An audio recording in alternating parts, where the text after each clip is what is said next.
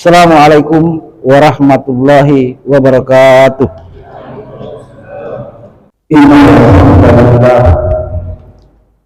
Innal hamdalillah nahmaduhu wa nasta'inuhu wa nastaghfiruh wa na'udzu billahi min shururi anfusina wa min sayyiati a'malina.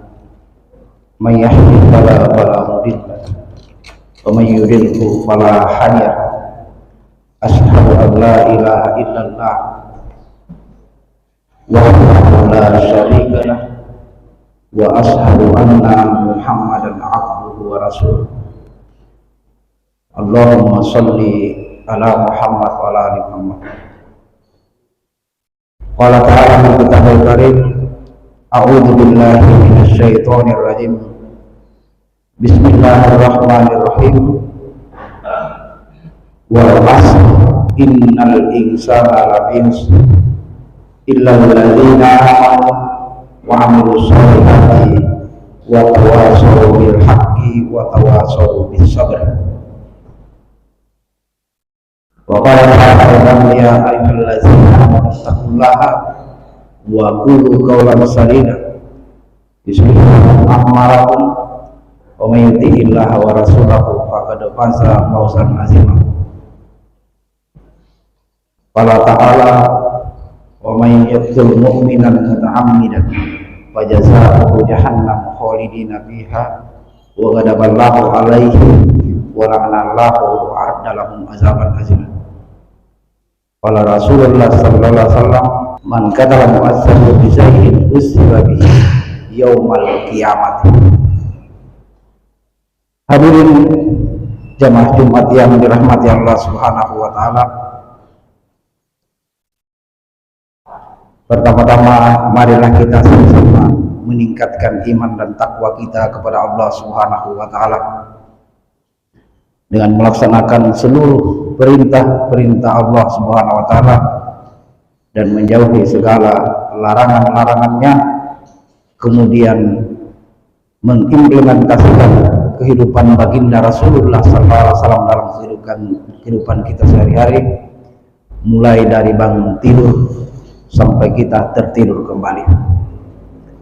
Hadirin jamaah Jumat yang dirahmati Allah Subhanahu wa taala, kembali lagi kita bersyukur kehadirat Allah Subhanahu wa taala karena pada siang hari ini kita masih diberikan nikmat yang begitu banyak oleh Allah Subhanahu wa taala. Nikmat iman dan Islam yang sangat tinggi nilainya, yang akan menyelamatkan kita di dunia yang sementara ini dan menyelamatkan kita di akhirat yang selama-lamanya. Kalau Allah tidak sayang kepada kita, mungkin hari ini kita tidak berada di sini. Kalau Allah tidak sayang kepada kita, mungkin hari ini kita akan menduakan Allah, menyembah selain daripada Allah. Namun karena kasih sayang Allah Subhanahu wa taala kepada kita, hari ini kita dalam keadaan iman dan Islam dan berada di tempat ini guna melaksanakan perintah Allah Subhanahu wa taala. Sebagaimana Allah Subhanahu wa taala katakan dalam Al-Qur'an, la in sakartum la azidannakum wa la in kafartum inna azabi lasadid. Jika kalian mensyukuri nikmatku, maka niscaya aku akan tambah nikmat tersebut. Namun jika kalian kufur terhadap nikmatku, maka sungguh azabku sangat pedih. Hadirin jamaah Jumat yang dirahmati Allah Subhanahu wa taala, hari ini tepatnya tanggal 13 Januari 2023, sudah 13 hari berlalu kita memasuki tahun 2023. Artinya hari ini kita telah bertambah kembali usia kita yang saat ini sudah berumur 50 tahun. Tentu umur 49 sudah lewat begitu saja, tidak bisa lagi diulang. Yang saat ini berumur 40 tahun, 39 tahun sudah lewat, sudah berlalu, tidak mungkin akan diulangi lagi. Maka momen bertambahnya tahun ini adalah momen introspeksi diri kita. Apakah saya ini sudah layak dikatakan sebagai Islam yang kafah? Apakah saya ini sudah bersedia menghadapi pertanyaan munkar dan nakir di kubur nanti? Apakah saya ini sudah siap mati dalam keadaan husnul khotimah kelak? Karena saat ini kita bertambah usia kita, berarti jatah kita semakin berkurang. Bertambah usia kita, berarti sedikit demi sedikit kita menghitung mundur kapan waktu kita akan diambil oleh Allah Subhanahu wa Ta'ala. Karena usia, umur, ajal ini tidak memandang siapa yang lebih tua, tidak memandang siapa yang lebih muda. Bahkan ada yang baru lahir sudah diambil oleh Allah Subhanahu wa Ta'ala. Ada yang baru seminggu sudah dijemput oleh Allah Subhanahu wa Ta'ala. Maka hadirin rahmati Allah Subhanahu wa Ta'ala, kita perbaiki diri kita kembali. Kehidupan kita yang sementara yang akan kita tinggalkan ini, hadirin rahmati Allah Subhanahu wa Ta'ala, kita perbaiki kembali. Apakah saya mampu menghadapi yang namanya asap kubur yang luasnya hanya 1 kali 2 meter, yang bisa menjadi taman-taman surga,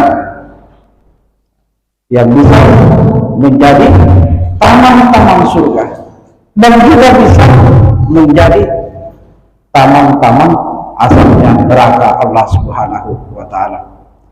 Apakah kita bisa menghadapi yang namanya yaumul misah, yang apabila amal baik kita banyak, maka kita diberikan catatan amal dari tangan kanan. Namun apabila buruk amal kita di dunia ini yang sementara ini, maka kita akan diberikan catatan amal dari sebelah kiri. Apakah kita bisa melewati yang namanya sirat,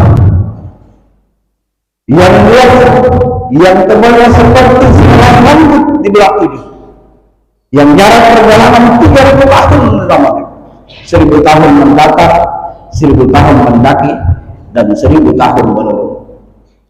Yang waktu perjalanan ini ditempuh sesuai dengan amal perbuatan kita di muka bumi. Ada yang berjalan dengan santainya, ada yang berjalan dengan berlari, bahkan ada yang berjalan secepat kilat, bahkan ada yang berjalan dengan wajahnya sendiri. Inilah yang perlu kita instruksi hari ini. Kemudian keselamatan, kebahagiaan, kesuksesan yang paling tinggi adalah apabila kita selamat dari api neraka dan masuk ke dalam surganya Allah Subhanahu wa Ta'ala kelak. Inilah kesuksesan yang paling tinggi. Hadirin rahmati Allah Subhanahu wa Ta'ala, baru-baru ini sekitar tepatnya tanggal 7 Desember telah terjadi lagi peristiwa memilukan. Tepatnya di Jawa Barat sana, namanya Polsek Astana Anyar, terjadi peristiwa yang sangat memilukan, yakni bom bunuh diri yang dilakukan oleh seorang muslim dan membawa orang muslim juga. Yang melakukannya pelakunya muslim, yang menjadi korban muslim, yang kena serpihan muslim, semua orang-orang muslim di dalamnya. Dan bahkan ini pernah terjadi di tempat kita saat ini di Polres Poso pada tahun 2013. Dulu masih segar di pikiran kita, di depan masjid ini pernah terjadi, dan bahkan di mana-mana. Padahal Allah Subhanahu wa Ta'ala melalui baginda Rasulullah SAW bersabda, "Man qatala nafsahu bi zaidin usra bihi yaumal qiyamah." Siapa yang membunuh diri dengan cara apa saja di muka bumi, entahkah dia pakai pisau, entahkah dia pakai racun, ataukah dia pakai bom, maka Allah Subhanahu wa Ta'ala kelak akan menyiksanya dengan seperti itu juga, dengan hal yang sama dilakukan di dunia ini. Kalau dia membunuh dirinya menggunakan racun, atau minuman makanan yang beracun, maka di akhirat kelak Allah Subhanahu wa taala akan menyiksanya sama seperti apa yang dilakukan di muka bumi ini. Ini akan dikatakan Allah Subhanahu wa taala, jangan sampai paham-paham seperti ini masuk ke tempat-tempat kita, menggerogoti anak-anak muda di tempat kita ini. Kemudian Allah Subhanahu wa taala, walaupun dengan orang non-muslim, walaupun membunuh sasaran non muslim sama, karena kita di Indonesia ini mempunyai perjanjian damai. Kita di Indonesia ini mempunyai perjanjian untuk saling rukun kepada seluruh agama yang ada di Indonesia. Rasulullah SAW bersabda, "Man qatala ahadun lam yara ra'ihatal jannati wa inna rihaha tudharu min mazilati arba'ina aman." Siapa yang membunuh kafir muahad, artinya non-muslim yang mempunyai perjanjian damai dengan kita, tidak mempunyai perjanjian perang, maka kata Rasulullah, dia tidak akan mencium bau surga, padahal bau surga ini dapat tercium dari 40 tahun perjalanan. Jaraknya 40 tahun kita sudah boleh mencium daripada bau surga ini. Inilah orang yang membunuh non-muslim yang mempunyai perjanjian damai di antara kita, maka diancam tidak akan mencium, jangankan untuk memasuki, mencium saja tidak. Padahal jarak perjalanan, jarak daripada bau wangi surga ini sejauh 40 tahun perjalanan. Hadirin Allah SWT, ini perlu kita sampaikan dan kita ulang-ulangi. Jangan sampai ini terpapar terhadap keluarga-keluarga kita, terhadap diri kita sendiri, keluarga kita, dan anak-anak muda di sekitar kita. Allah SWT berfirman di dalam surat An-Nisa ayat 93, "Wa may yaqtul mu'mina muta'ammidan fa jazaohu jahannam khalidina fiha wa ghadaballahu 'alaihi wa la'anahu wa 'adda lahu azaban azim." Bahwa yang artinya siapa yang membunuh seorang muslim, maka neraka jahanam balasannya. Banyak sekali hadis-hadis tentang maupun firman Allah SWT dalam Al-Quran, maka neraka jahanam adalah balasannya. Dia kekal di dalamnya dan Allah melaknatnya, kemudian menyiapkan azab yang sangat pedih untuknya.